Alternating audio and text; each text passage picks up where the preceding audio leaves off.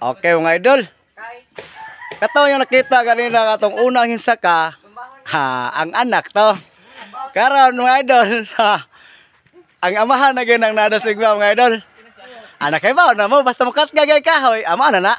Pero ibaw niya mga idol, do na magang amahan ang anak. Adi ara sa dangapuhan mga idol.